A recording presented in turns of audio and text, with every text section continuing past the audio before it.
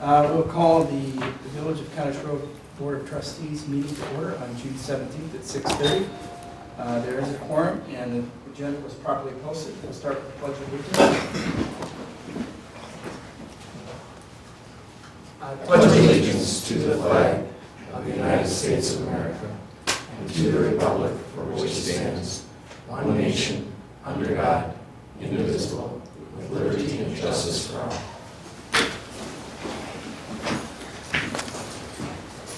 And four is public appearances, public's opportunity to speak on any subject, not a specific agenda item. And five is discuss and consider the minutes from the regular board meeting from June 3rd. Any edits or updates or questions? Or motion to approve? I'll move to approve the minutes from June 3rd, 2019. Second. First and a second. Any further discussion? All those in favor? Aye. Anybody opposed? Anybody abstain? Motion carries.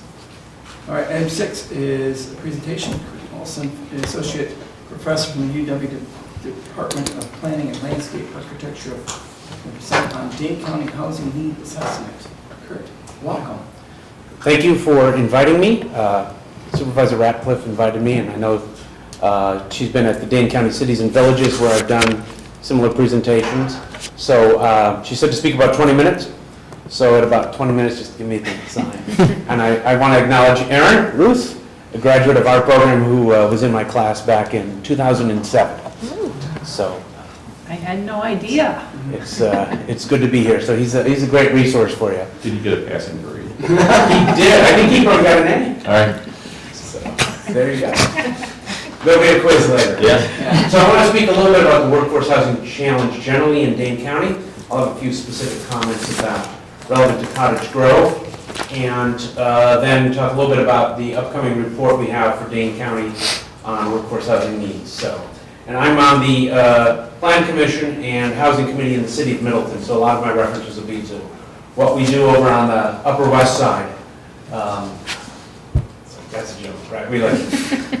So sometimes when people talk about housing affordability or workforce housing or affordable housing, everybody needs different things by it. So I like to use this graph to say that really, if you want to unlock the puzzle, there's 4 components to it. We're talking about units. I will make these slides available so that, because there's a lot of numbers in some of these slides. Thank you. So I'll get them to you afterwards. So there's units, or to break it up, there's different types of housing units, different sizes, number of bedrooms, small houses, townhouses, condos, different types of units. There's different types of households, right? Different size, different needs, people with special needs, different ages, accessibility issues. We talk about the different prices that people pay for housing. The rents and the house price, taxes and utilities are a substantial component. And then, of course, the income that people bring to the table is what they earn in the workforce. So when we talk about the affordability puzzle, we're talking about all of these working together in a community, in a region, providing a range of housing units, different sizes, different types, that meet the needs of different income levels, different family sizes, different needs, seniors, disabled, single people, at various price points in various locations. So it's oftentimes people think about a particular unit or about the median price, but really it's how all of these work together. So I'm going to start boring you with some numbers. Whenever we talk about housing, people always want to know, where do these numbers come from? And so you're the first community to actually see the briefing of the newest numbers, because they just came out a month ago. So whenever we start talking about housing, we always talk about people's income relative to the area median income. And one of the reasons why housing is expensive in Dane County is our median income is high. It's much higher than any other county in the state. Right? So a median, the average family of 4 earns $100,000, which is more than I make, but that's what the numbers tell us. So for each family size, we know what the income level is. So for example, if you were looking at 60% of median, that's usually what we think of as the workforce housing level for rental. That's also the income affordability for any product financed with a WIDA loan or a tax credit. So for a family of 3, that is $54,000. So that might be If you have one parent working, that might be the starting salary of a cop or a teacher, certainly in our school districts is about that. Then we translate those income levels into what you can afford to spend in terms of rent. So for a family of 3 in a 2-bedroom unit, they can afford to rent at about $1,356 a month. That's all in with utilities. One of the things you can see here is that for working families who make, for example, $35,000 a year, or if you have 2 working adults each at minimum wage, then housing becomes really expensive and a high portion of your budget. We do this for rental as well, for ownership, so that you can calculate, and we do this in the report, for that same family of 3, they can afford to buy a house costing $182,000 with an FHA type product. And I know what you're thinking. There's not a lot of houses available for purchase anywhere in Dane County for $182,000. So one of the things the data shows in Dane County is, whereas if you made $50,000 a year as a family in Green Bay or Wausau or Eau Claire, you could probably afford to push into the ownership market, not in Dane County. And I know you all have that issues too, that new housing is starting at $400 or $420, which is, you would need an income well above the median income just to afford home ownership. So we have a gap in the county, both for affordable rental for 60% and below AMI households, and certainly ownership opportunities for families up to the median income. So one way to think about the housing gap that we always do when we present to communities is think about it this way. Let's take a median rental unit in Madison, rents for about $1,176 per month, right? I checked, and a 2-bedroom unit that's reasonably newer, maybe not the newest stuff in Cottage Grove, is going to rent for about $1,200, $1,300. So we're in about the same market. We just opened new 2-bedroom units in Middleton that are renting for $1,900 a month, right? And so a family of 3 that would earn at 40% of the median income, so that's $33,000 a year. These are families that are going to be working, okay? It's very important to understand. These are working families. They can afford $826, so the gap for a family is the difference between the units that are available and what they can afford based on what they earn in the workforce. So this is how we think about the workforce housing gap. So in this case, that's $350 a month. And for a community, add that up over all your workers, all your housing stock. That's one way to think visually about the gap, right? Here's another way to think about the gap, and I'm sorry this spreadsheet is not as visible for you.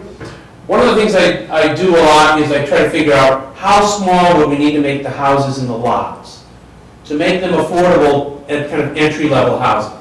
So I took 2 options in my city of Middleton, and one of the things you'll notice is that our land costs are a little more expensive. Because we're at the interstate, we have 20,000 jobs, we have bus service. So we have finished lots that are selling for about $12.50 a square foot. I did a random sample of lots in Cottage Grove, recently sold, recently platted, and you're at about $7 per square foot for new development. Some of the most recent subdivisions were closer to $8.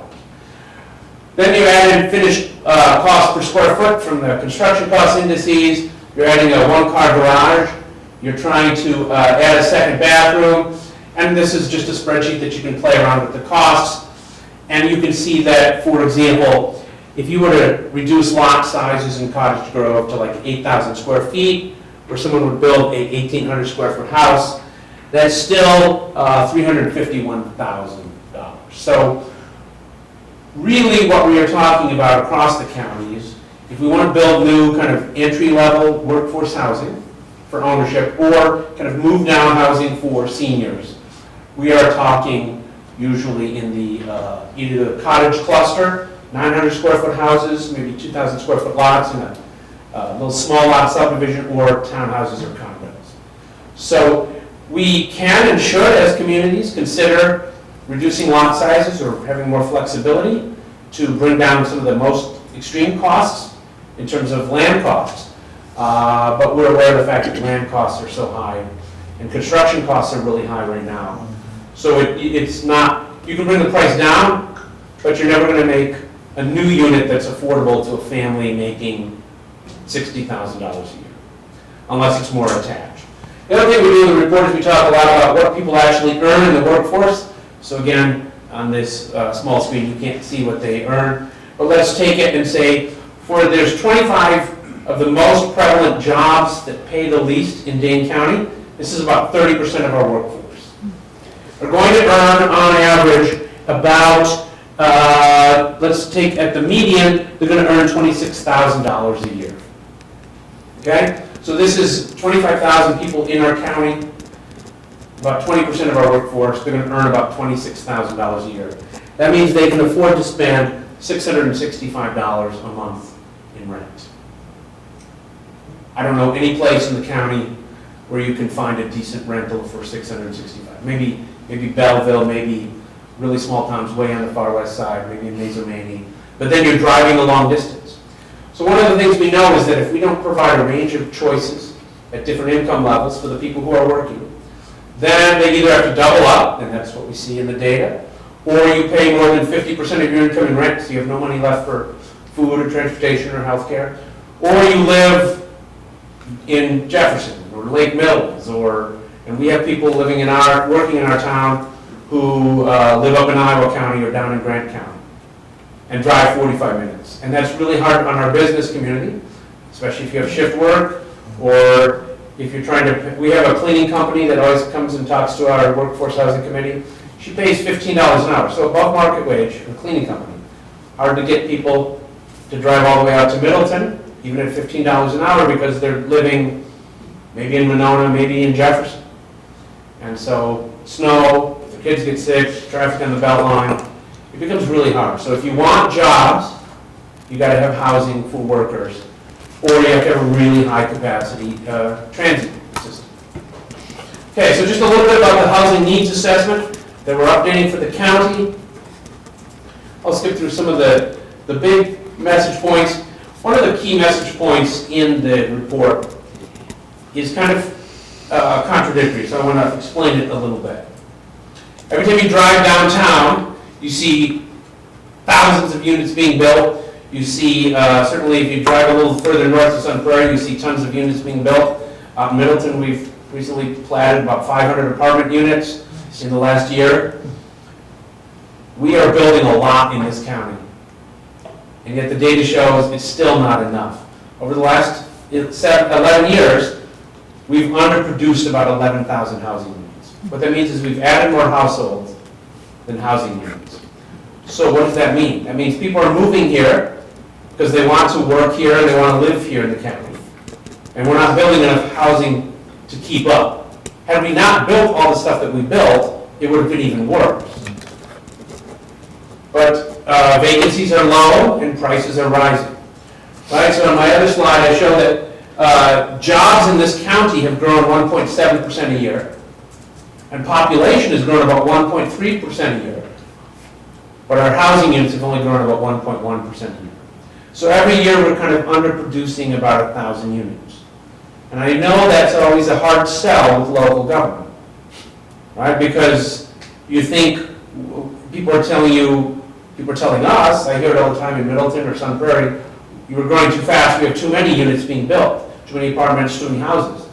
And the truth is, we're still falling behind. Now, some of this is due to the fact that during the recession, people were not building a lot, and so there's all this pent-up demand. House prices in general in Dane County are appreciating at about the same rate as the state of Wisconsin. So even though it seems like house prices are going up, they're not accelerating, if that makes any sense, because we are building a certain amount to keep up with demand. So a lot of what's driving housing prices in Dane County and in the state is actually construction costs. And unfortunately, there's not a lot local governments can do to bring down construction costs. Okay. So I want to talk a little bit about in the report how the Dane County housing market has changed from the time period that ended in 2010, which was my previous report, and the one that ended in the most recent period in 2015. And it's kind of a mixed story. There's some good news, and there's not quite as good news. So generally, the financial crisis is over, and so the number of cost-burdened owner households has declined. And there's two ways that that can go down. All right, either a household can fix its financial situation, get a job, pay off their mortgage, or unfortunately, a lot of them have exited home ownership and flooded the rental market. All right, so there's a built-in demand for kind of rebuilding home ownership now for people who may have been foreclosed upon during the Great Recession. The only area where we've seen an increase in the number of extremely cost-burdened owner households, okay, that's a lot of words. These are people who pay more than 50% of their income to housing costs. And that's on the extreme low end. So, given what the numbers show, these are seniors. These are people who owned their homes when they were working. Now their income has gone down because they've retired. And we have about 3,500 senior households in the county that are paying more than 50% of their income just in housing costs. I'll show you the numbers for Cottage Grove. These are people who might be good candidates for various sorts of low or no interest loans from community development authorities for home repair. For example, what they do in Monona, zero interest loan for seniors who want to do some home repair, fix up their home so they can stay in their home. Now, in terms of rental, this is a mixed bag. Across the county, the number of extremely cost-burdened renters, these are people paying half their income in rent, has gone up for our three lowest income categories. All right? However, as a percentage of all of those households, it has gone down. So let's just think about that for a minute. The total number of people, renters who are extremely cost-burdened, has gone up because we're adding people at every income level, right? We're continuously growing. Because of the work being done around the county, the percentage of those people who are cost-burdened has gone down. So one way to think about that is, if we had done nothing, if we had kept the old rate, 1,000 more households would have been extremely costly. So oftentimes when we talk about affordable or workforce housing, we have to understand that it is trying to address a large systemic issue with the limited tools that we have. It doesn't mean that we don't engage robustly in building units, subsidizing units, thinking creatively about different designs, but it does mean, of course, that it's a large challenge. Okay, so the other thing we do in the report, and this is where I'll end, is we talk about the gap for each community. And many communities around Dane County have used these numbers to start really thinking about how can we as a city, as a village, try to address our different housing needs unique to our community. So these are measures of people who already live in your community. This is not people in Sun Prairie or Madison who would want to move here. This is measures of people who already live in Cottage Grove or Waunakee. And one way we look at it is we look at the total number of units that are affordable for lower income renters and the total number of lower income renters you have in your community.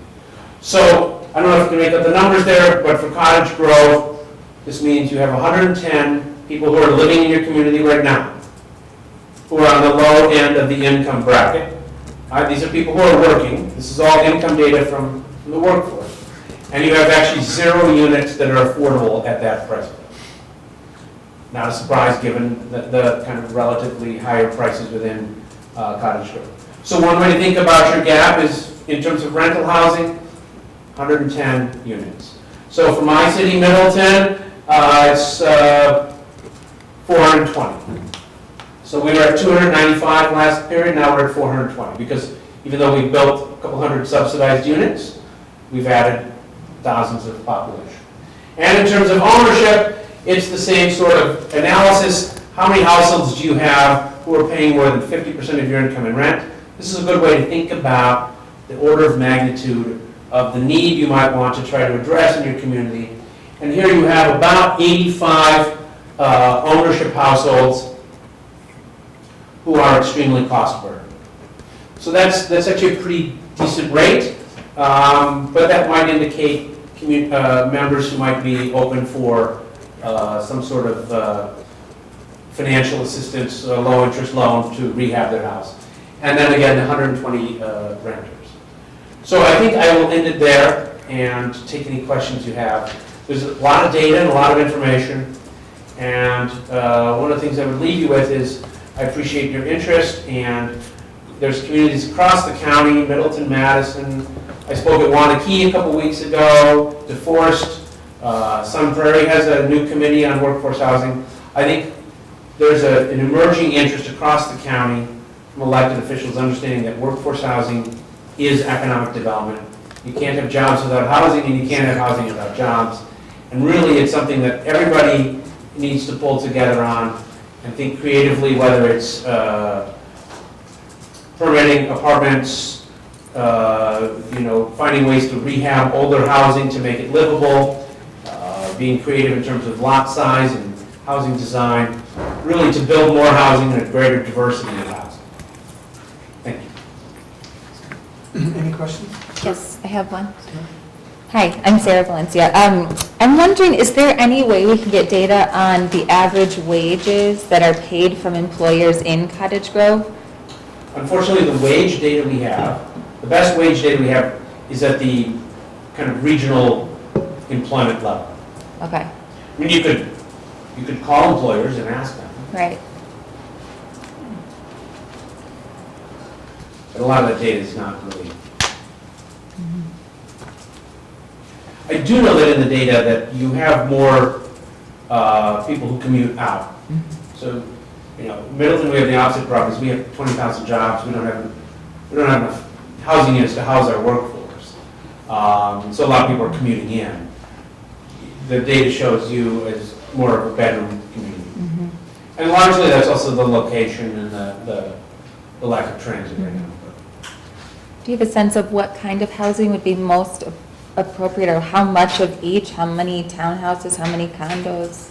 Well, in some ways it would, I understand you're going through a comprehensive planning process, and you can look at some of the data and be specific, and I'm just eyeballing it. I know that you're building out on West Lawn Estates. There's a bunch of lots, right? But within your established areas, I bet you could easily accommodate, if you built kind of nice townhouses that maybe cater to seniors, you could easily sell or absorb 30 to 50.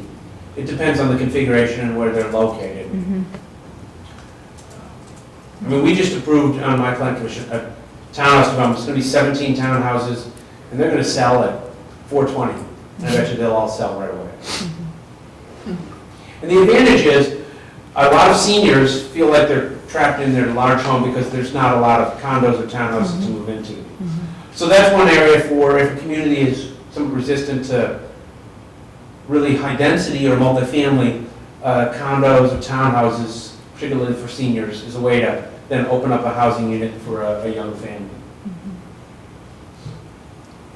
In the full study, do you talk more about seniors and the population, the aging population and the needs we're going to Yes. have to provide for?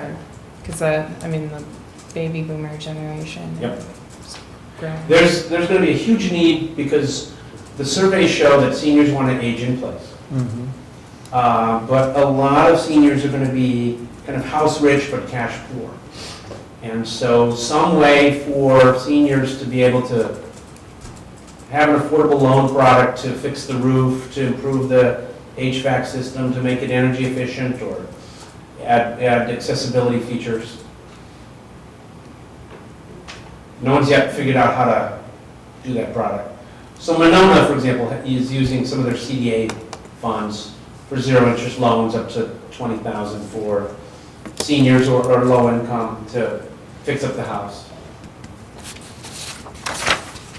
So the last But time. I don't know which senior housing you have in Cottage Grove, but there's a huge shortage. You talk to anybody, there's a huge shortage of senior housing, running the gamut from independent living to semi-assisted living.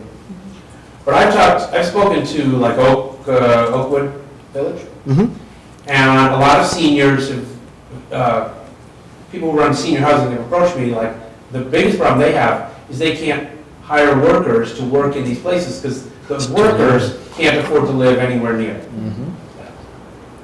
So someone needs to come up with an interesting kind of senior living where you have a few apartments built in for the people who work there on site.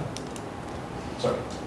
I was just, the last time I checked, I think the median home for sale in Cottage Grove was around 320,000.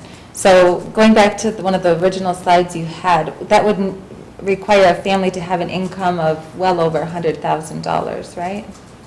So for $320,000, if you wanted to buy it with a down payment of 20%, Well, you need an income of about $77,000. uh-huh. And if you were going to buy it with like an FHA type product, you'd still need an income of about over $90,000. Mhm. And so to put that in, the way that I put it in perspective is that a family of 2 teachers in Monona Grove School District can't afford that. I mean, Right. that's, to me, what is very telling about the situation is that those are very respectable professional roles. Nurses too. Nurses. Oftentimes, people talk about housing for heroes, right? Police officers, teachers, nurses, and the people who work in your community, can they afford to live in your community? Right. Starting teacher in Sun Prairie can't live in Sun Prairie. What's the best way for us to determine what housing our community needs? So, I'll reference again the comprehensive plan. As you're doing your housing element of your comprehensive plan, one of the things the state law requires is that you're doing a forecast of what your housing demand is. And then you're required to prepare a plan to actually meet that demand. And it says you must provide a plan for a range of housing choices that meets the needs of persons of all income levels. So I can send you some slides of the different ways that people do that analysis. But it's also putting the word out to the community, what kind of housing do people think is needed. Talk to your employers and ask them where their employees live and what sort of housing they might need.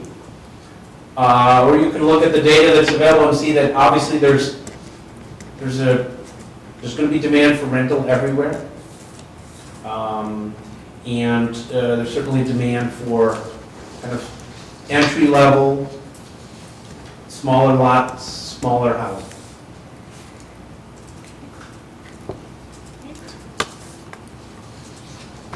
And I think the point is to kind of keep looking at the data and have a community conversation about what kind of housing do we need. Because I bet you're finding the same as, certainly in McFarland, when I talk to them, a lot of the old timers who live there, they're like, our children can't afford to move back into the community. So one of the things you can do is allow accessory dwelling units, so you build kind of I guess, an apartment on the house for the young child, and then you can swap when parents get older. So what a lot of people are doing is, people get creative when house prices are too expensive, so they double up or they live at home. I'm not so sure I want my kids moving back.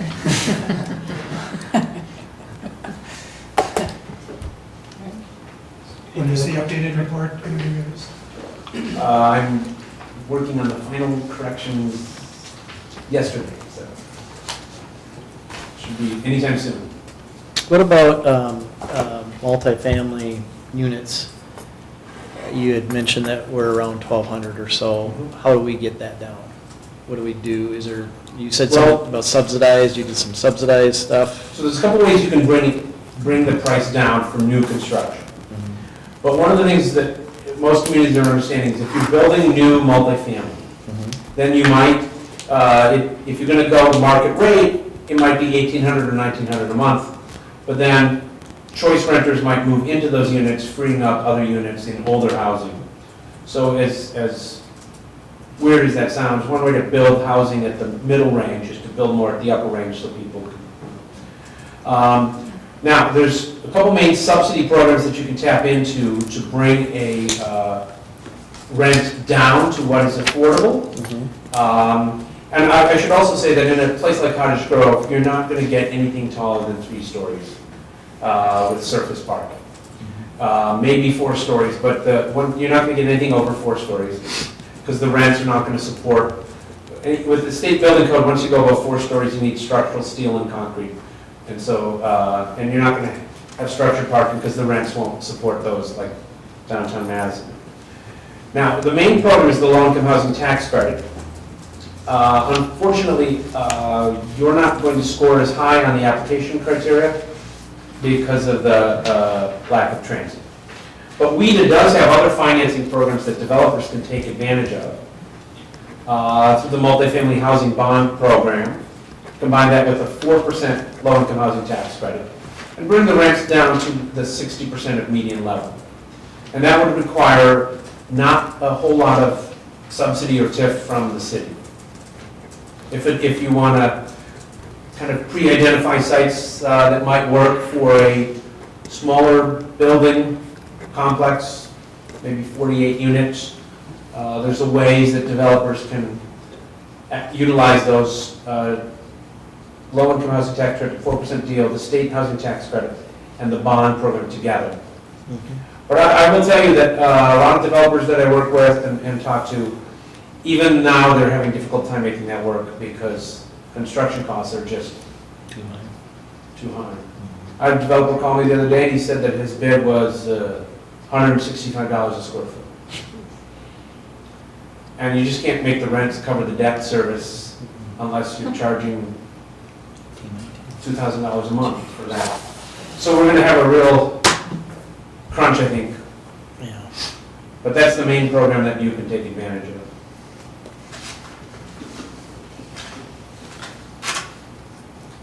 Any other questions for you? Thank you very much for. Thank you. Yeah, thank you. Thank you very much. From the Upper West Side.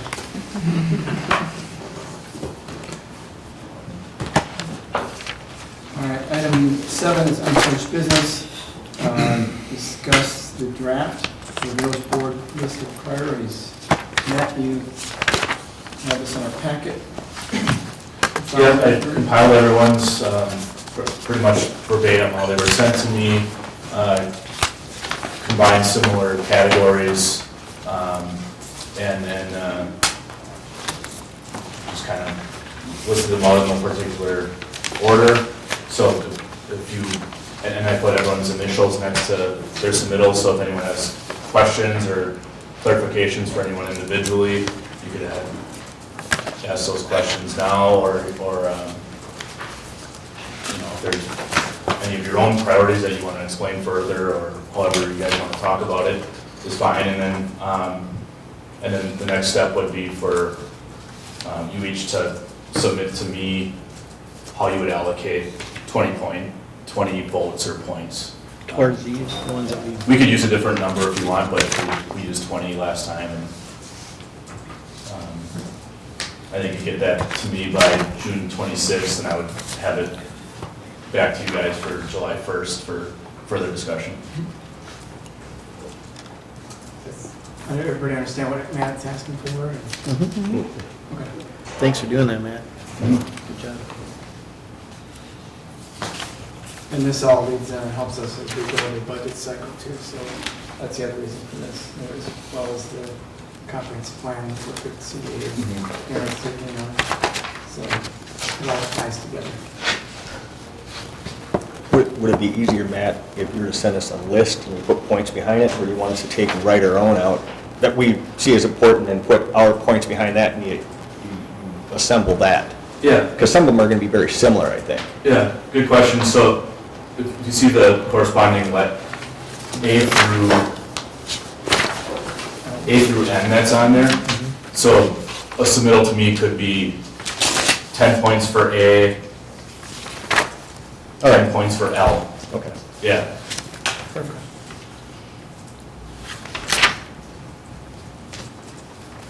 Is this the point we can ask questions and discuss? Yeah, if you want. Sure. If you have any questions, certainly. Yeah, okay. One of them was around A, the economics. A question that I'm wondering from folks is, do you read that and go into how you're going to allocate your points? Are you thinking that this is the work existing that we're doing, or would this be new work that we are doing on top of what we're already doing in all of the TIDs? In mine that I had put on A, some of the things are new, in addition to, what we're doing already, so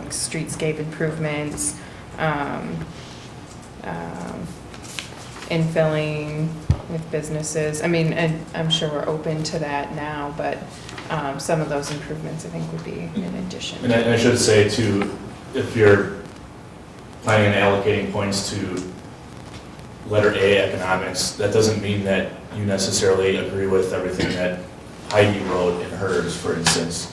So if that category ends up being, you know, the top 4 in further discussion, then the board can try to build consensus onto what that means as, you know, how does the board kind of define and put together kind of a work plan for that, if that makes sense. Yeah. I mean, like, my part in there was just a vague, you know, business growth, but it's what's happening now, plus, you know, and that's why we created 10, so we can continue that generating that, but then also making sure, that's why I put in for neighborhoods, creation of new neighborhoods and stuff, so we have people that are actually gonna live here, that work here, or else we won't have workers for the new businesses, so.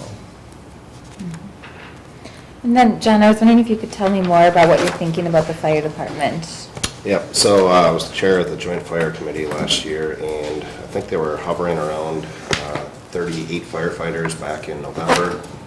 And then there's some changes, and right now they're right around 30 firefighters, and the department can house up to about 50.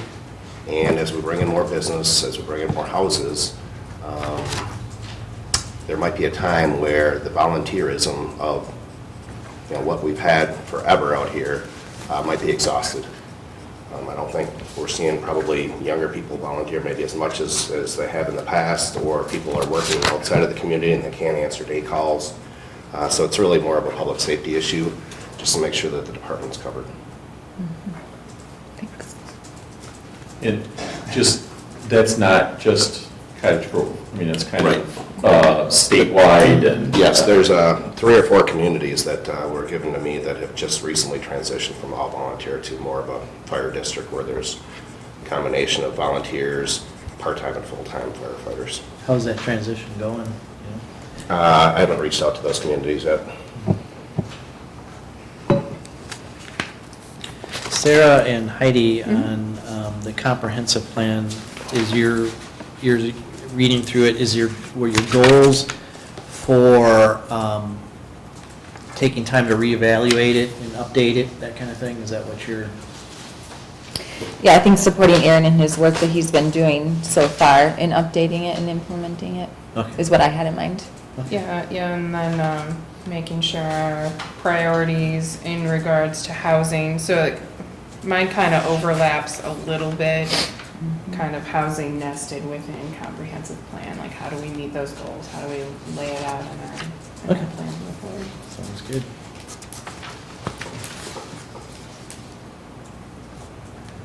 The other question I had on the boundary agreement piece, is there a whole lot for us to do as a village? My understanding was it's mostly negotiations between town and city of Madison. But No, I actually, could be. it involves us too.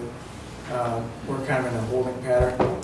The city of Madison reached out to us, what, 5 months ago, 4 months ago, maybe, Maren? And then it's been, the elections kind of set that on hold for right now, but Madison's goal was to look for a bond agreement with both us and the town, if possible, going forward. So we're just kind of waiting. We met with the city of Madison planners once. I know they met with the town, and Melissa and I went to at least one of those meetings. So with the election, kind of changes maybe the direction perhaps, or maybe just the priority of it right now. But I suspect they'll get back to it once everything settles in with the new administration. So it kind of sounds like that's on Madison's, it depends on where it falls on their priority list, not so much ours.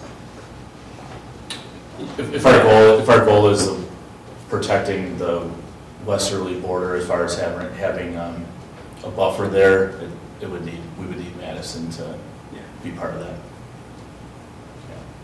And the current plan wouldn't be much the buffer. Mhm. I mean, hypothetically, if we made it a priority, we couldn't force Madison to make it a priority. No, and I don't think you're going to see that with this administration. honestly. One of the things on the Parks, Recreation, Open Space, one of the things that I heard predominantly from neighborhood to neighborhood, going door to door, was not enough amenities for the families, not enough things to keep them in the village on a Saturday, instead driving away, going to some other community, spending money and being there. So I think we've got some good things coming, like splash pad and all that, but I think there's a lot of other things we can consider as a board to what would be good amenities for our, especially young families, to stick around and do things here. So. And that kind of goes along with then business growth, because we're supporting businesses. as you keep All of this stuff families just goes in. hand in hand. Yeah. I mean, most of it, if you really are serious about, like I put stabilizing lowering the village taxes, if you're serious about wanting to do that, you've got to bring in business, you've got to bring in homes, you've got to bring in amenities that are going to keep people here to spend money here. It's basic economics. It's the way it is.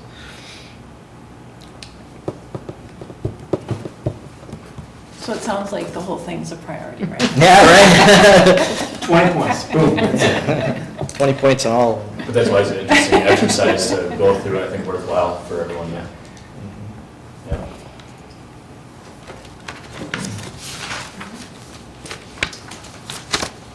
All right, anything else on that? Otherwise, you guys have your homework, so do I. Item B then is discuss and consider alternative appointments for joint committees. So far, I've got joint fire with Sarah, I've got economics, in my mind is, emergency government with me, NADPIG with Melissa, and we just have an open spot yet for Deer Grove. I didn't hear of anyone who was able to kind of meet that Thursday, who isn't already on the committee. So I'd like to at least get those appointments in place, unless somebody else has anything else in mind, those alternatives, so they can continue marching on with those committees and commissions. I'll make a motion to appoint the Sarah, John, and Melissa to the respective committees listed on our agenda Okay. as alternates. All right, thank you. A second? I second that. Motion and second. Is there any other discussion? So as an alternate, we're going to require those folks to go to those meetings earlier. That's what we talked about. Okay. Yep. So, and I think that's where the commitment for all the folks that stepped Okay, up, so great. that they could, so. All those in favor then? Aye. Anybody opposed? Anybody abstain? Motion carries. Quick question, sorry. The Deer Grove EMS meets Thursdays once a month? Yeah, third Thursday. Third. Third Thursday. EMS is the third Thursday. And is of the it month. a certain time? What time is it? 6:30, and it alternates I between think it's here and 5. Village of Deer Grove. 6:30. Let me get back to Okay, that's not good. Thank you, Kathy. Then we had another leftover unfinished business, finalize the joint town and village board meeting agenda. We had kicked around the list that's in the packet. Are these still viable? I know we're gonna have a narrow crew coming in for the 27th, but we still have a quorum. Does anybody have anything else they want to add? Well, I had a question that is on the Flynn Hall agreement.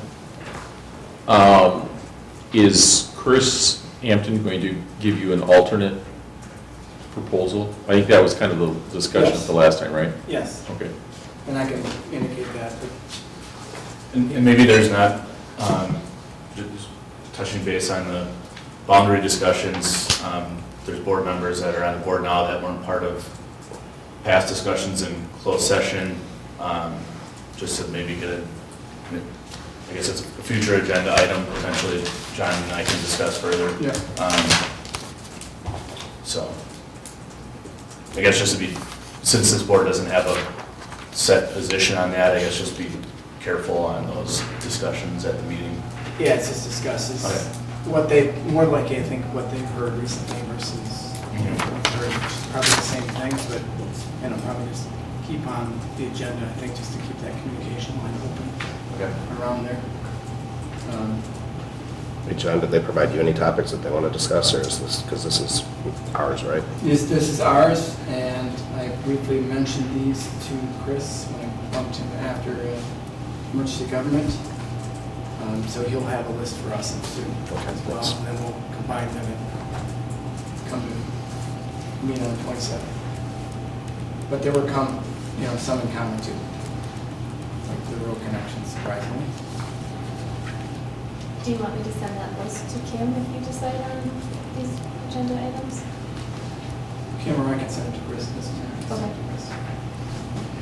So these are all just gonna be discussion points, nothing considered or? Right. Yeah, with going forward, was there, no, I wouldn't put in consider on that. John, do we know when we'll have their list of things they'd like to discuss in addition to these? I would have assumed that as soon as I hit send tonight, that Chris will send his list back, and I'll get back to this group of folks. Lisa. All right. And moving on to new business, discuss the resolution, and this is the correction, it's 2019-06 should be. Resolution pending the sale of $785,000 general obligation promissory notes, Series 2019A.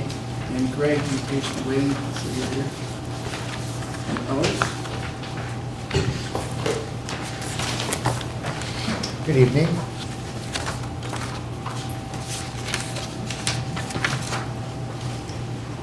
First, I'll discuss the promissory notes. I should have a copy of our pre-sale report that was included in our handout, and it kind of goes through the analysis factors. Thanks, Sean.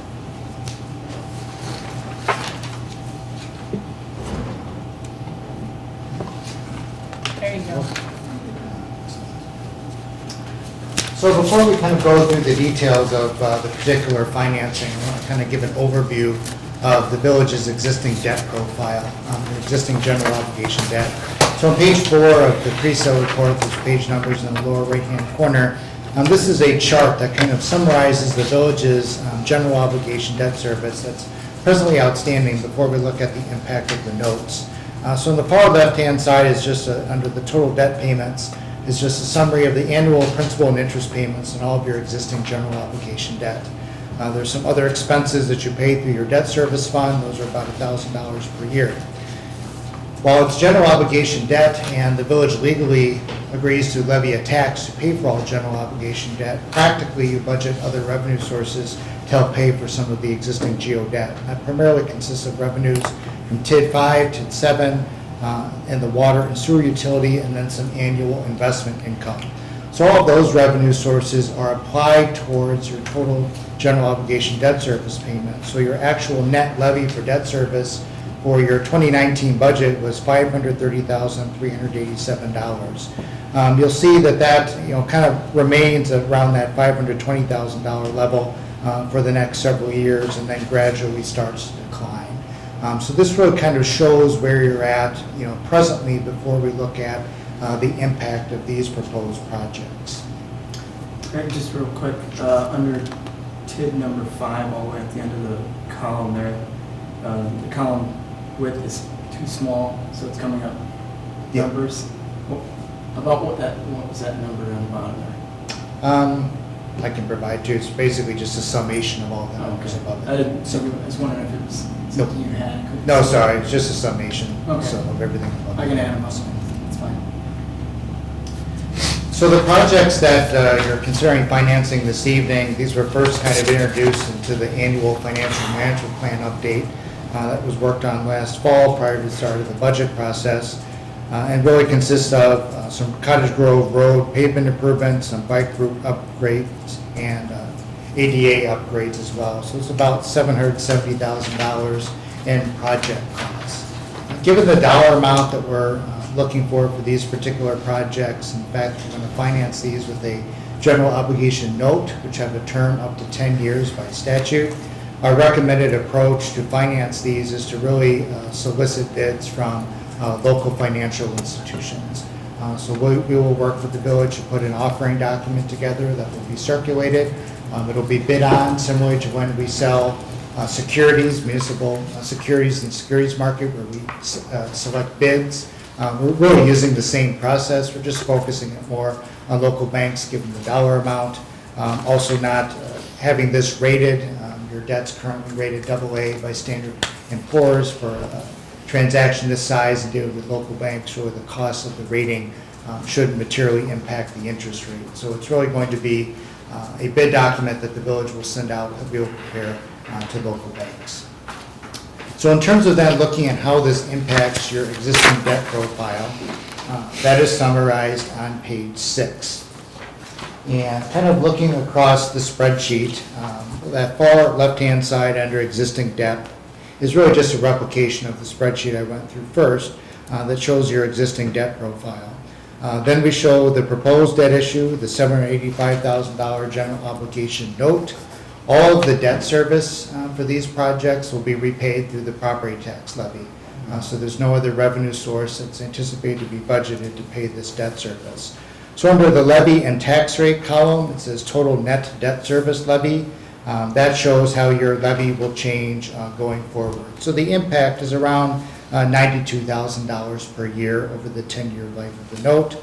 And then we show what the estimated tax rate on an equalized basis and on an assessed basis is going forward. That includes on the far right-hand side both your existing debt and the $92,000 from these GO promissory notes. So it kind of shows that impact that's kind of built in to your levy and tax rate going forward. So kind of level principal and interest payments, so the budget impact will be similar each year. The other item we like to take a look at is where this puts you on your general obligation debt limit.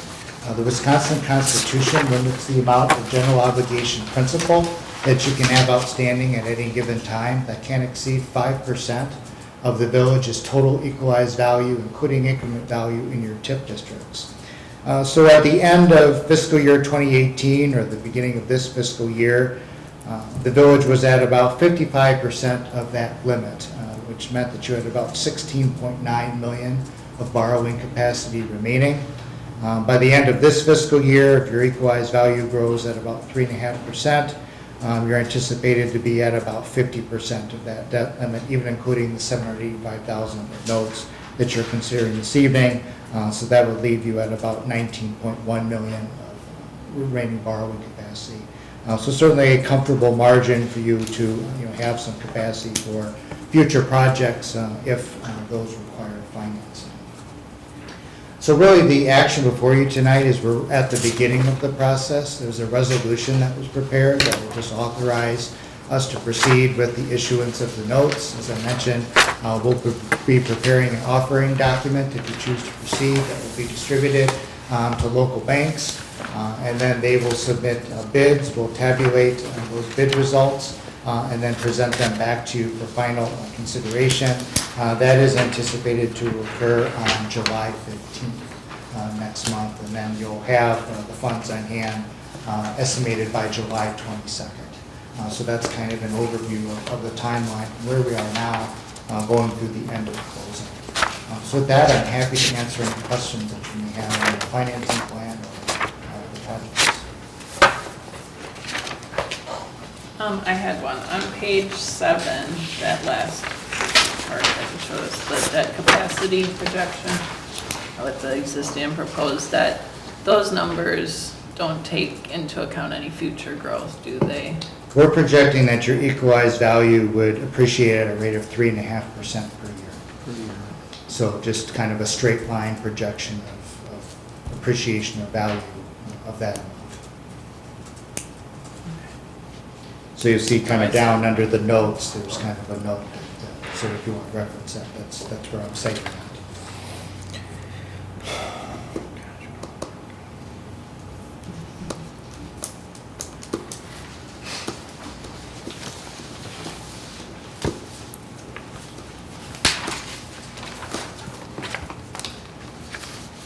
Any other questions for Bill?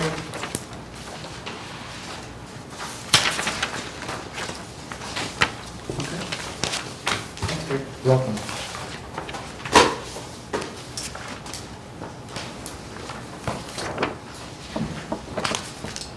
Item, Do we need a motion on that? oh, I'm sorry, yes, we do. Oh, okay. I'll make the motion to approve Resolution 2019-06, resolution providing for the sale of $785,000 general obligation promissory notes, Series 2019A. Is there A second. Second, okay. Any other discussion? Having heard none, all those in favor? Anybody opposed? Anybody abstain? Motion carries. Greg threw me off. This is the initial step. All right, item B is discuss and consider operator license permit applications for licensing year July 2019 to June 2020. And the attached list. Chief is not here. Next. Have any issues? Okay, I think so, but let's see in the packet. Does anybody want to make a motion or on the list? I'll move, oh, go ahead, Jen. I'll move to approve the operator license permit applications for July 2019 through July 2020 per the attached list. I'll second. Okay, motion second. Any further discussion? All those in favor? Aye. Anybody opposed? Abstained? Motion carries. Item C, this is the first touch of census partnership with this. So it's discussed and considered 2020 census partnership letter. Matt, I don't know if you want to talk about this, and just... Sure, just get- pretty basic letter, but just wanted, the census requires us, if we want to participate, that we formally send them a letter, and then they'll provide people to come out and do events, potentially like, we can partner with them on helping our residents, if they're interested, to become census workers and things like that, but they'll provide the staff. We may have to provide a computer, for instance, or something like that, so, but it's a fairly innocuous letter, but since, John will be out of Baden Village or something, we thought we'd put it on the agenda and see if the board is supportive of, modest amount of staff time, and we assigned Aaron to be the liaison person, as they'll be working with him with the comprehensive plan and things like that, so that's what, that was our thoughts. Yeah. Can I just ask, what is the timeline? Does it start January 1, 2020 and end at the end of 2020? Is it a specific It's a period of time? good question. Census Day, I believe, is in April It's of... April 1st. Yeah. I used to work for the Census Bureau, Sure. so Yeah. there was a whole update before that where they canvass new addresses and update their address list. There'll be workers ahead. Okay. And then they mail the forms out, and then you're supposed to mail them in as of April 1st. And then there's follow-up after. If you don't mail your form out, someone comes to your house to collect the data. Okay. So that's kind of, it's kind of. And some of this is they'll be getting us materials that we can put on our website and on Yeah. social media, and, helping them get the information Okay. out, so. So the big push is during the winter, before April, sounds like? Yeah, you want to educate people why it's important to participate, Mhm. and the best way to do that is by mail, or they're going to have an internet option. Okay, cool. Thank you. Yeah, the big thing is for the census to find people to help with the canvassing stuff. So we'll put it on their websites. We'll probably do something at marketplace days, once we get that information going. So this letter kind of kicks that all off with them. I'll make a motion to approve partnership with the U.S. Census Bureau for Census 2020 as laid out in the letter. Second. Motion second. Any further discussion? Having heard none, all those in favor? Aye. Anybody Aye. opposed? Motion carries. Thank you. Item 9 is the reports from village boards, commissions, and committees. First up is Public Works. JJ, I don't know if you want to hit anything on that one, or you want me to? touch on that? Good.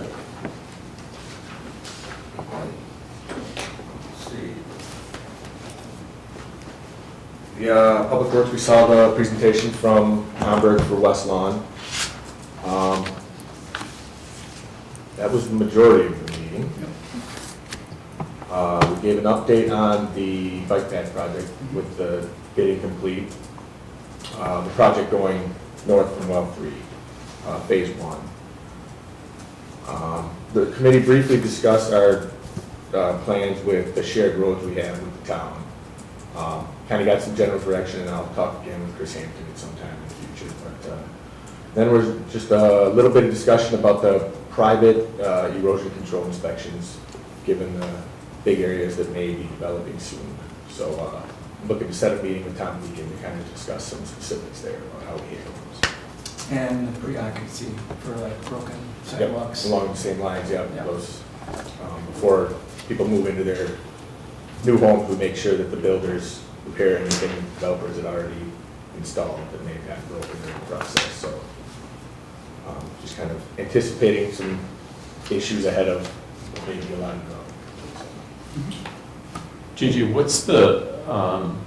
what does it mean that there's a private erosion control? Is it just the contractors who are in charge then, or? Well, and that's why Tom and I are gonna try and have a meeting to discuss how exactly we may want to handle those moving forward, or how they have been handled historically. Is he handling them now since Butch? That's, I think, the part, that's what the committee was kind of Yeah. discussing. I believe he should be, I don't know how well it's going or what, but I haven't heard too many of the complaints either, so until these last couple of public works meetings, I'd never really heard it was much of an issue, so. Yeah, the committee wants to try to get ahead of this as we start to break ground Mhm. on some of these new developments. Again, we could have, and with the brunt of rain and everything else, we could have mud everywhere. And making sure that if he's going to be in charge of this or be doing it, that gets included in his contract, and so we're all on the same page. Yep. Yeah, that's, first step is JJ to have the conversation. Yep. I think that was about it, unless. So, next meeting is July 2nd, 6 p.m.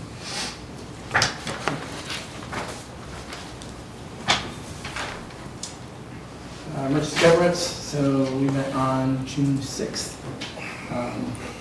The committee selected officers. Sarah will be chair. So congratulations, Sarah.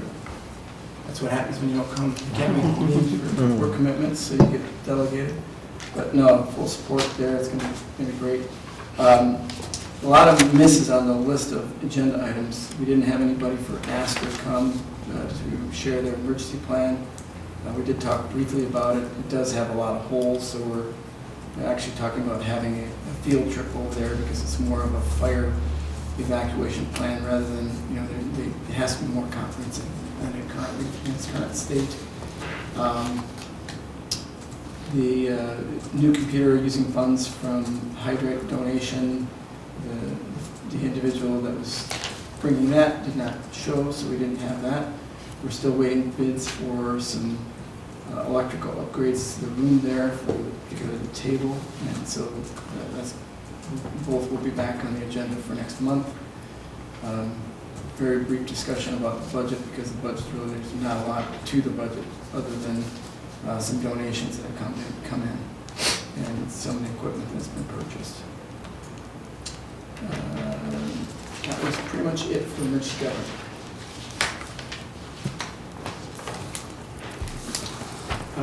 We had the ad hoc architectural committee on June 10th. This was just a precursor to some of the things that were on plan around mass and window cleaning and their proposed site and some of the architectural features. So the committee met and walked through that, gave them some suggestions for the architectural folks. Anything else to add to that? No, thanks. All right, pretty straightforward. The joint board review, this is also, this is in conjunction with the CDA, and this is kind of one of those steps we have to click off for preparation for the expansion of TID 10 for inclusion of the former Duchat property into that TID 10. So it's just, there'll be a number of other meetings, including public meeting for the future CDA meeting. So very brief there. Community Development Authority, if you throw it into that. Do you want me to report on it? Yep. So we do have a discussion and consideration in front of us tonight around amending TID 10. So I don't know if you have anything to present? Yes, Greg's gonna go over the project plan, but just to remind everyone, this is the former Dushak land, which is now controlled by Gray Wolf Properties, and this land we were hoping to initially have in the TID when we went through this last year, but at that time, the property owner wasn't interested, and so anyway, it was acquired by Gray Wolf and then annexed into the village, and now that it's annexed, we can go through this TID amendment process, and Greg reviewed that with the CDA and the Joint Review Board, and ultimately the Joint Review Board is the entity that will make the final decision with the other taxing jurisdictions. But this is one step in the process that the board has to pass a resolution. Thanks, Matt. Maybe before I go through the particulars of this amendment, maybe we'll just briefly explain just how a tax increment finance district works. And we'll use kind of this TIF district as kind of an example. So in the project plan, after page 8 is this map, which kind of shows the current boundary of TID 10 and then the land that's been proposed to be added as a result of this amendment. So how a TIF district works is by law, a TIF district consists of a boundary that must make up whole contiguous parcels. And the financial benefit of a TIF district to the village is that when a TIF district is created, all of the parcels within the district have what's called a base value. It's the existing value of all the property at the time the district was created. The village and all the other taxing jurisdictions continue to collect their share of taxes on that base value, just like they did prior to the TIF district being in place.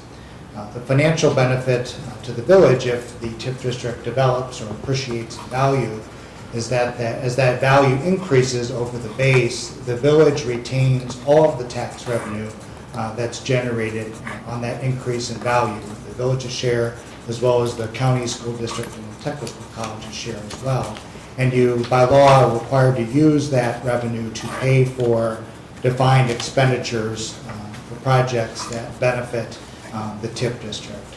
And that's really the financial benefit and power of a TIF district, is that if that increment value increases, it's a way of really taking tax revenue from a defined geographic area and using it to pay for project costs that were related to that development occurring. So it's really tying a key correlation between tax revenue collected and expenditures made. So this map kind of shows the current boundary of TID 10, which was created last year.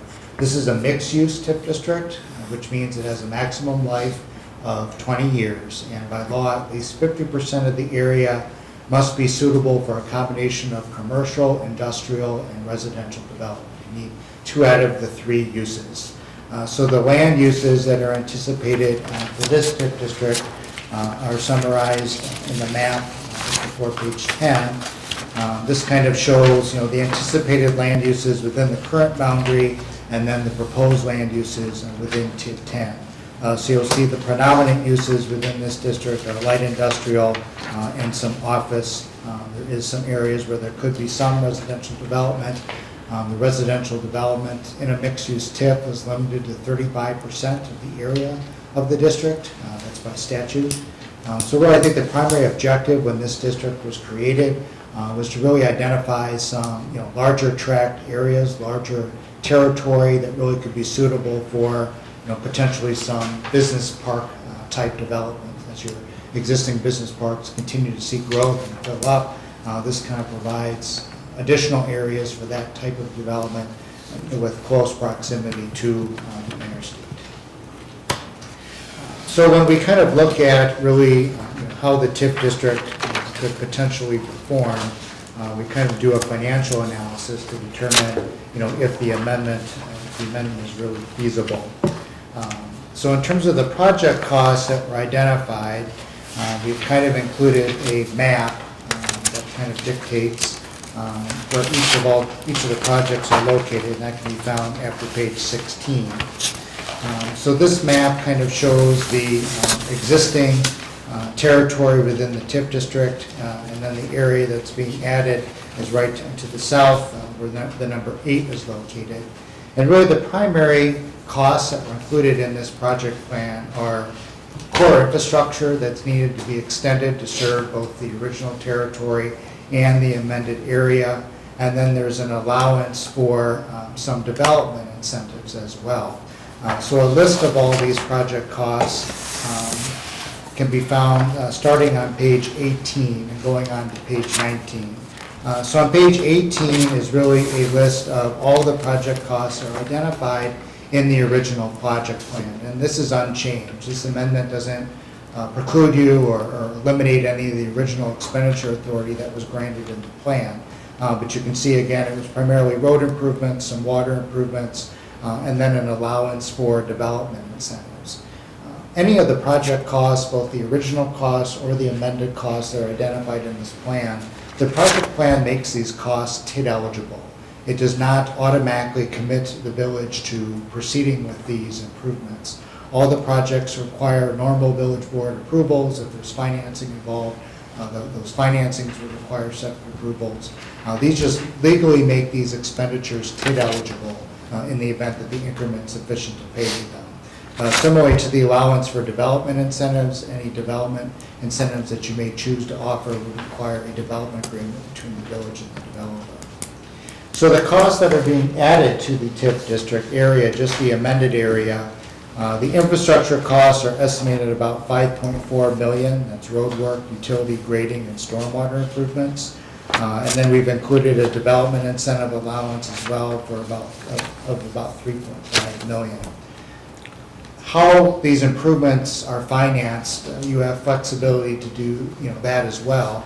The plan is written really to give the village a flexibility to use one or two approaches or a combination of both. First, the village could finance the improvements and use increment to pay the debt service or for the cost of the projects. Or second, you could require a developer to pay for the improvements that are identified, and the TIF district, if it generates sufficient increment, can reimburse the developer for those expenses. Or you can use a combination of both methods. So in the cash flow analysis, we kind of took more conservative and kind of said, well, the village financed all of these improvements, but note that you have the flexibility to make that determination as development comes forward. So in terms of looking at the potential financings and the development value that's needed, we really did kind of a cash flow forecast. But in order to do that, we wanted to identify how much new value would need to be generated within the district to pay for all of these identified project expenses. The TIF district overall, the original and the amended area combined, is a little over 300 acres. There hasn't been a specific development proposal that's come forth yet for that area, so we weren't evaluating a particular development to see how much increment it would generate. So instead, we kind of looked at it on the overall land area. And at looking at comparable developments already in the village, those are listed here on page 23, Shared Medical, Steel, Johnson Health Tech. Those average around $590,000 per acre of taxable value. So we kind of use that as a general benchmark for a business park type development. And so kind of using a straight line projection method, if construction started in year 2020, you would need to see about 59.5 million of value generated within the TIF district. And if you reach that 590,000 per acre using your existing development as a benchmark, that means you need to see about 100 acres of that 300 acres develop at a level comparable to kind of your current business park levels in order to generate cash flow for these project costs. So it's kind of a way of saying if you essentially half of this area develops at a comparable value, it should generate enough increment to cover these expenses. So I think that gives you some flexibility to say we want to see much more than half the area develop at a comparable value. That's going to give you added flexibility that could likely maybe perform better than what we're showing in the cash flow analysis. But absent a specific development proposal, that's kind of what we wanted to determine was how much of that area would really need to develop in order to pay for the cost. The answer to that is about half. So if we take that 59.5 million of value and extrapolate that over the life of the TIF district, that generates about 19.9 million of tax increment value. So that's all the taxes collected on that new value that can be used to pay for the project costs. So we've illustrated all this in the cash flow projection on page 25. So we show that tax increment, that roughly 19.9 million coming in as revenue to the TIF district. We show a handful of financings. If the village were to finance, all the infrastructure that's identified, you've kind of shown some phasing, just with the expectation this wouldn't all get constructed at once. And then we've just shown, potential payout of some development incentives in the future, some ongoing administrative costs of the district. Really shows that, if all of this came together in that manner, the district would generate a sufficient cash flow by year 2038 to pay for all of the project costs. So really, the key to kind of managing a TIF district, again, as I said, the project plan makes these costs TID eligible. It's not committing you to doing the projects at this dollar amount and this timing. All of that can, be approved as development occurs, and that's really kind of the key, is pacing the level of infrastructure investment to match the development, so there's some confidence that the increment will be at levels that can support the project costs. So this just kind of illustrates, if you had that roughly half of that area developed, at about 590,000 per acre, and had to pay for all these project costs, this kind of shows how you could phase all of that in. But typically, before the village makes those commitments, this type of analysis is refreshed to really look at things in present time to see how the TIF district will perform. So in summary, really the purpose of this amendment is really twofold. One is to add the territory to the district that was recently annexed. And second was to just amend the project cost to recognize that there likely be some additional investment required for that additional territory to be developed. You're allowed to do up to 4 boundary amendments for a TIF district over its life, and you can do project plan amendments, which means amends the cost as many times as necessary. So the initial joint review board meeting was last week. It was organizational in nature. Statutes required a public hearing that occurred before the CDA last week as well. So now it's here before you for consideration this evening with the resolution. If you decide to proceed with the amendment of the district, it will go back to the joint review board for final consideration. I believe that's scheduled on July 9th. And Greg, just to add for comparison purposes, TID 5, that includes the Commerce Park and some other lands close to about 200 acres, and it's also a 20-year TID. So we have some time to go on there, but we're fairly optimistic to think that most of that district will be filled by the end of the 20 years. So that's about close to 200 acres that will have been developed in 20 years. And here we're looking at 300 acres, but only necessarily needing 100 to develop to break even based on projections. So, I think it's a well thought out plan that we should be able to execute on. Any questions for Brett or Matt? All right, we have a discuss and consider resolution 1905, resolution approving an amendment to the project plan and boundaries of tax increment district number 10 in the village of Cottage Grove. Is there a motion? I motion that we approve resolution 2019-05, resolution approving an amendment to the project plan and boundaries of tax increment district number 10. Is there a second? Second. Okay, motion second. Any further discussion? John? Yep. Lisa, can I ask you a question? Is it 05 or 06? It's 05. Okay. The one earlier was 06. We just flip Okay. Just trying to keep you on your toes. All right. And you caught it? It's good. Any further discussion? Having heard none, all those in favor? Aye. Anybody opposed? Anybody abstained?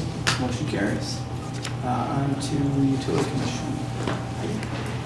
All right, we met on Wednesday, June 12th at 5:15, and we heard about West Lawn TIF edition, as many of us have already met with the Homburgs about that.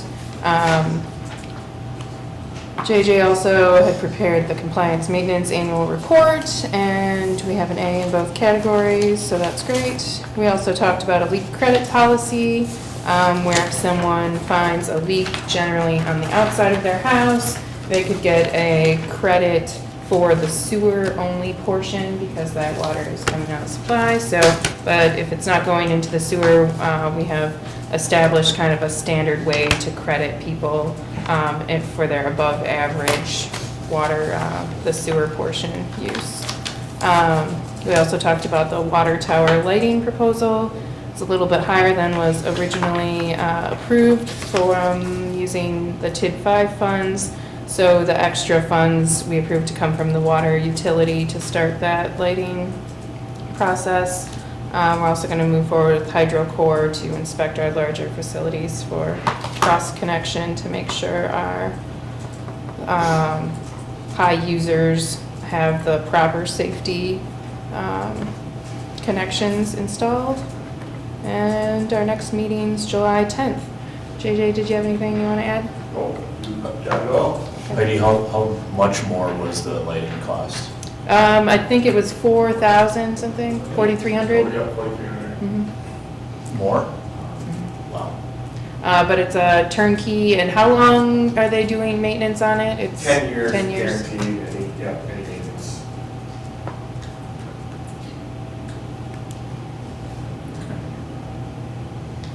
Any other questions? All right, then we'll move on to Planning Commission. More of the same on this one as far as communication, kind of tying into CDA. Spent our time talking about the Gray Wolf property again. Passed window cleaning presentation for us. We talked about ETJ for some development out in the town, and we're looking forward to them coming back with an actual plan, both a preliminary and final plan, so it puts a little bit of risk on them to do it together, but they're anxious to get started.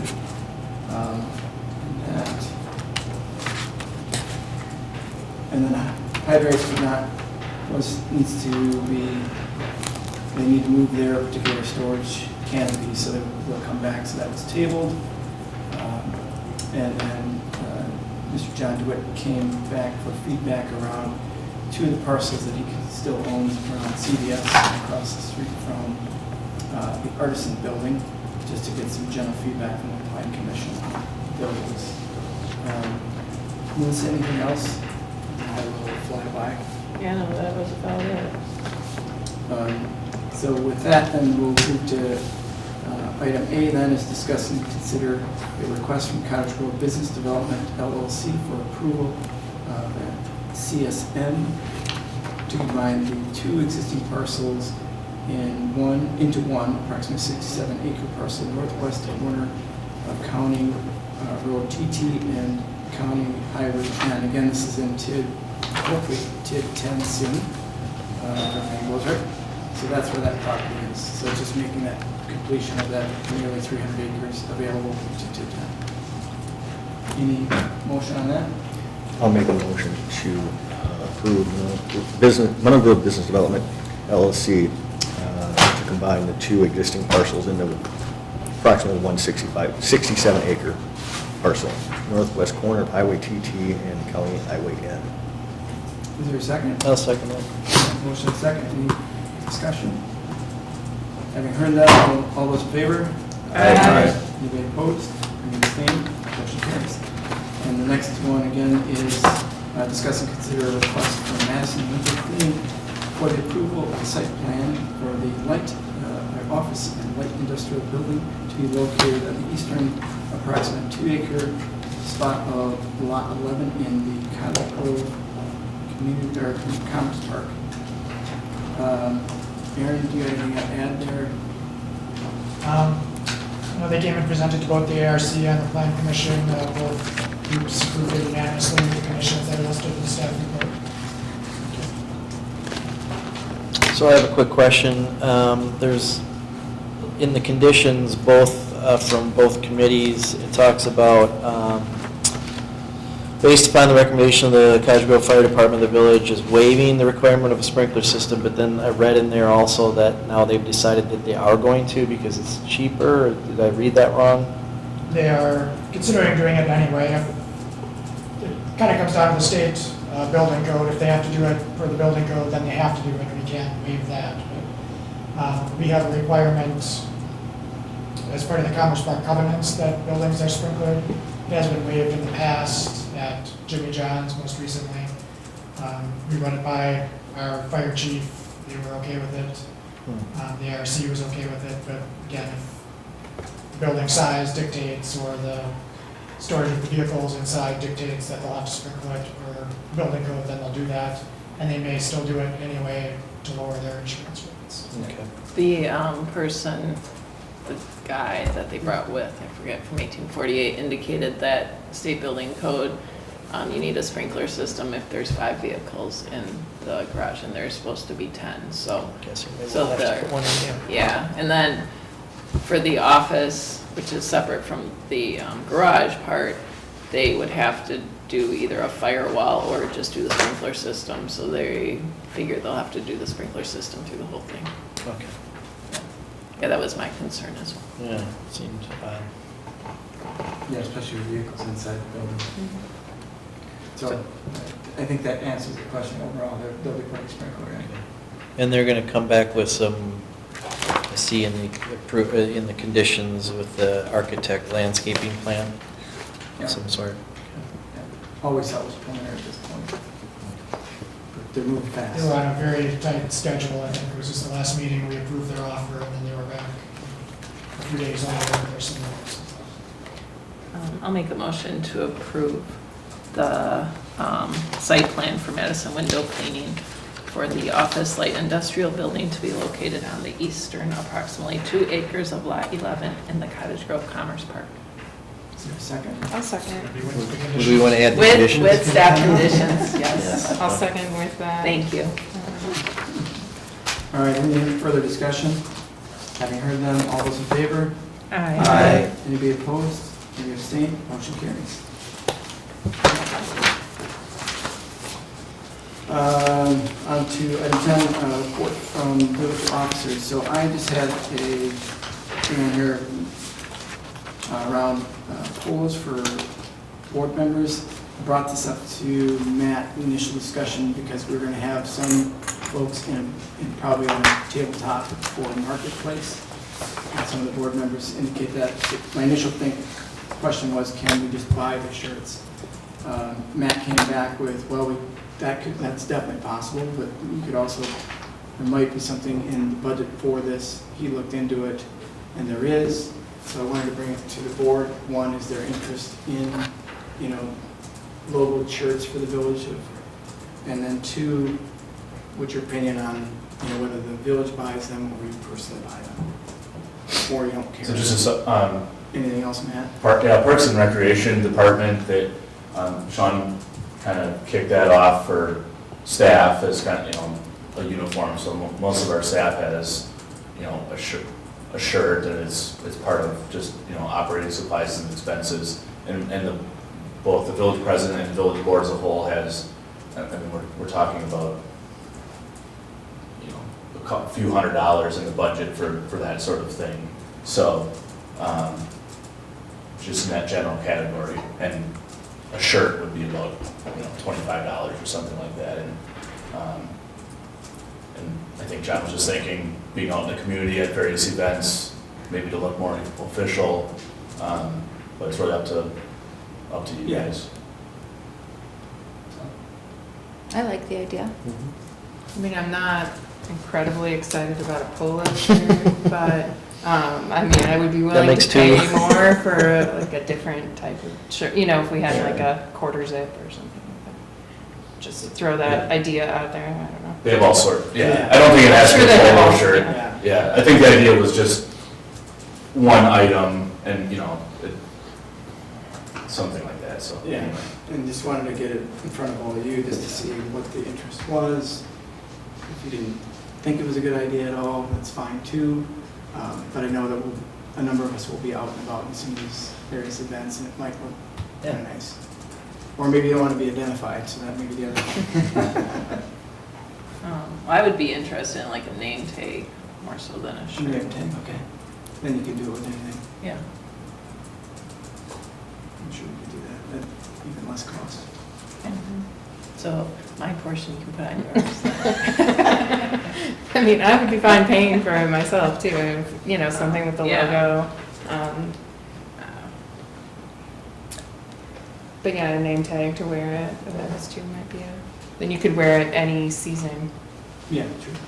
So is though in the budget though, because last year we didn't do that, so is it like specifically for something like just staff? Operating supplies and expenses, and pretty general. So it's, yeah, I mean, a couple $100 if everyone, you know, max, it's not gonna impact the budget too much. Yeah. But you can certainly pay for it out of pocket too, it's not however you guys wanna do it.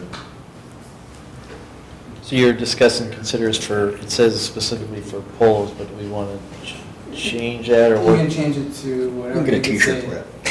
I don't mind the polo, I'll wear a polo. It could be that the recommendation is Yeah. that, you know, it's not come out of the budget at all, and, you know, the motion could be that, you know, replace it where individuals pay, board members pay for themselves, or it could be out of the budget, because there is a budget line item for it, or it could be name tags, or anything. I just wanted to get it out there, you know, if the board's interested. So Sean, you already have a vendor that you work with for the Parks and Rec? We have several, but that was pricing from one, yeah. I can put together a price sheet that has more options on it if you'd like, that would have a quarter zip and polo and, you know, just several things. if that's- And they don't have like a minimum order, you can order like one of a size or? Correct. I'll make a motion that we, those who choose that would like it, trustees and village president, that we purchase village flair, do we want to call it that? Shirts, Bling? yeah, Village Bling. yeah. I'll second that. So I want a big gold chain, big gold chain that says president. So then we'll have like a pricing sheet where we could pick something, is Yeah. that fun? Isn't that, okay. I can do that. And then what about the name tag idea? Is that separate? It's part of the bling. Part of the Part of bling? the Okay. Is it, so then one item per, I mean, are we getting I would think. technical now? I would think we'd get. Yeah, I mean- Name tags pretty reasonable. We and I talked about this, I mean, you don't wanna make something that big of a deal about something that seems simple, but, you don't want it to appear like it's any kind of special benefit, so we wanna keep it certainly less than $50 an individual. Sure. There was a local municipality that had quite a commotion about getting jackets for their police and fire commission, and ended up with a ethics complaint, so we'd like to keep it a little simpler than that. So if someone from the public wanted to buy one, would we let them? There's our, won't say staff, but, you know, ours, we've had these in the past, and they're just a nice,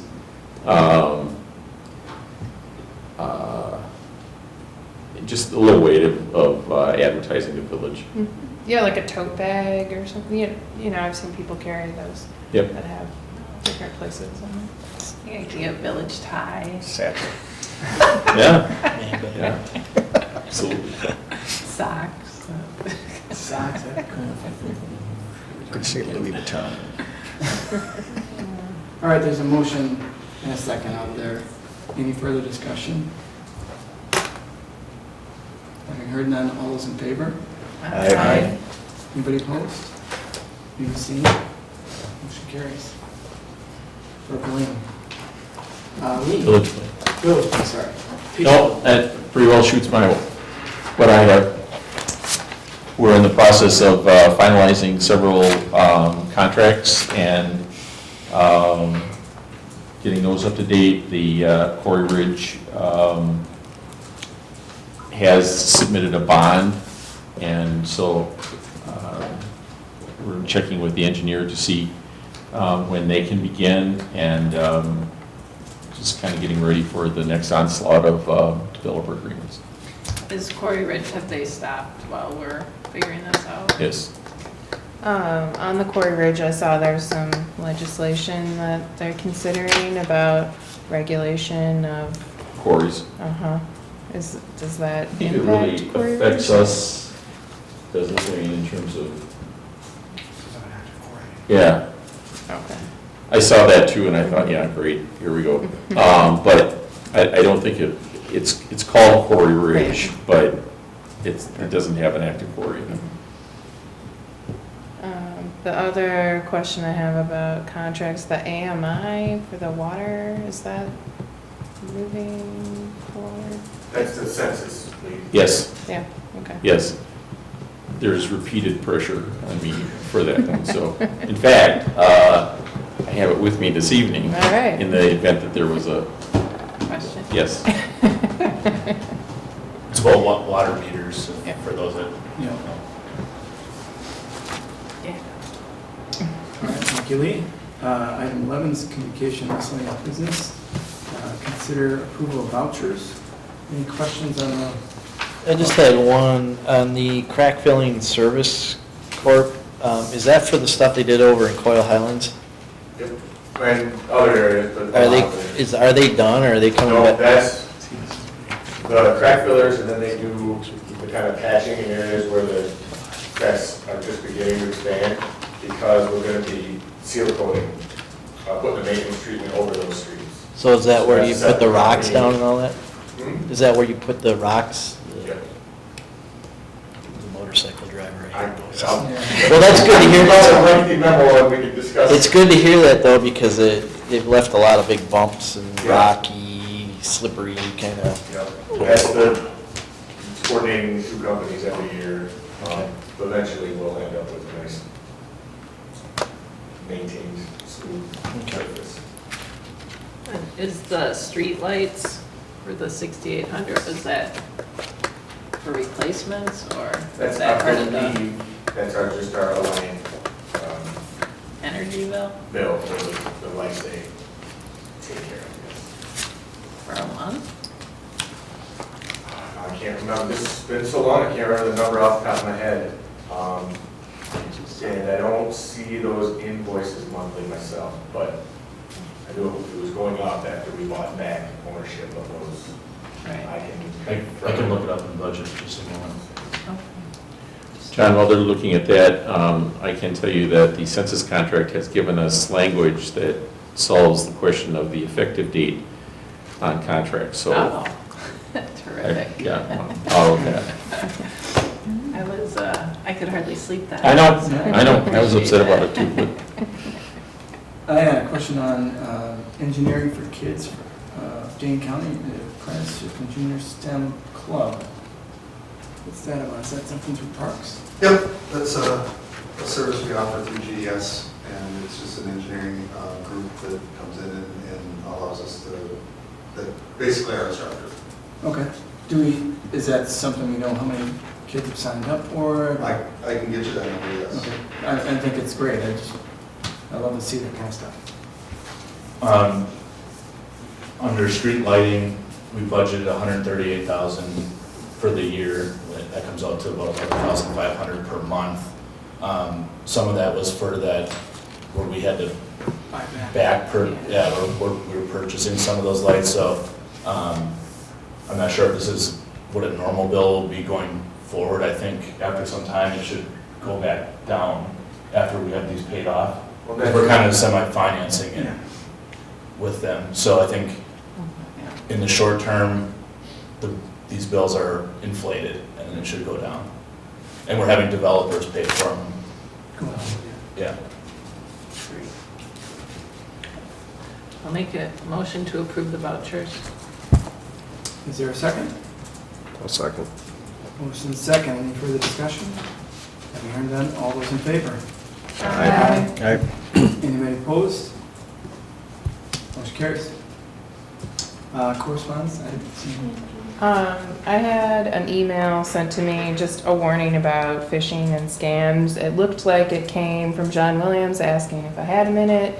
Then it proceeded to ask for you to purchase some kind of gift cards. So I just. I used to get them from Jack all the time too. I got the same thing. I Yeah, we So- got them at work, so. So what happens is, because all of our information is public on the website, Mhm. they just go and, they say who's in certain positions and then try to pretend to be that person, so. Guess I just use care to look at the email address itself. They didn't ask you to buy polos, did he? Well, and watch for the ones that offer you $500,000 in Nigerian gold, if you can just give them. Give me your bank account number. Right. Get it But yeah, done. if you look, it's usually a random Gmail address of random letters and numbers. Yeah, we have the same challenge. And just, Business. yeah, just never click on an attachment or link. And I have a message out to Computer Magic, Matt, as well, so see if we can stop some of it. I don't know if we can, because I know most businesses already have multiple communications, their staff members don't click on the links, watch for this, watch for that. So it's pretty challenging. You stop one and they come up with a new thing. It's just like people calling you, they come up with a different number, you block it, you block it, you block it. It's, we just all have to be constantly vigilant over that and just take a second and look at it. You would think a random email like that with all those letters and numbers, it doesn't really make any sense. You would think that would fall into the spam. But it doesn't always. Yeah. So they just gotta keep, so I was gonna ask them what kind of filters we have and can we do anything else about it? But it's gonna be a constant challenge. Upcoming community events, MC. There's the Mallards event that will benefit the Miracle League. That's July 9th. You can buy your tickets online with the code, or you could talk to Sean. Yeah, you could save the online fee. So, yeah, it should be a good event. And then the 50/50 raffle will also benefit the Miracle League that night. So that's July 9th. Future agenda items. Got some continuation of TID work, I think, right? We're gonna be done with No, that. that's done at the, yeah, so that'll go to the joint review board in July. But the prioritizing Priorities. list, yep. What did we decide as far as like, the presentation that was given earlier, he mentioned that in Middleton, they've created a workforce housing committee. Have we considered something like that? Is that something we could put on an agenda to discuss? Or is that something that we expect the CDA or the Plan Commission to be doing? You can go at it both ways, and CDA certainly can from looking at comprehensive plan that route. And actually, CDAs can, I believe a housing authority, if that's created, the CDA can be the entity that handles that. So we can talk about that approach. Jeff, I have some contacts with Middleton, just doing some work for them, and I'll talk to their administrator about how far along they are, how that got started, and get that information for you, and that, you know, That'd so be we're great. not kind of reinventing the wheel. Yeah. It would be great to just be able to get as much information about what the gap is and all that in our specific community and how we can help close that a bit. All right. Anything else? Can't think of anything else right now. Our priorities list. Yes, Matt mentioned that.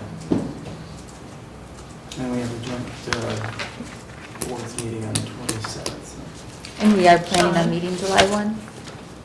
Sean's either We are waving planning at to us meet or- July 1st, July 1st for, Village Board. I didn't know if with the 4th of July, where. yes, we are planning. We got a lot of stuff, unfortunately, to keep chugging through, so hopefully. Provided we have a quorum, but we Yeah. figured July 4th, is that on a Thursday then? Yeah. Sean? Yeah. Sean Then we has- have 28 kiddos in our STEM. Oh, thank you. class. Awesome. That's great. I want to be a kid again. Mhm.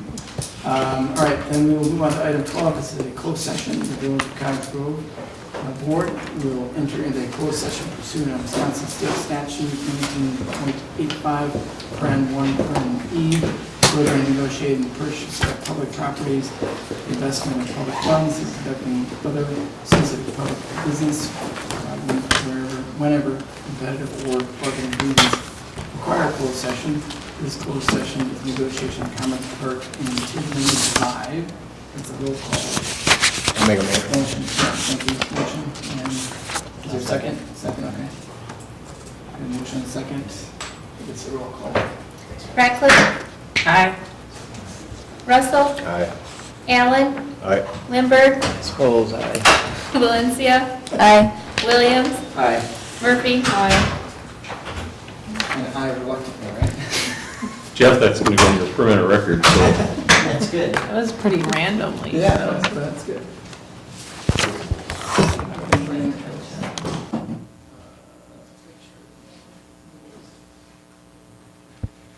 Was becoming a master at the project. I don't know about that. What's in the case there?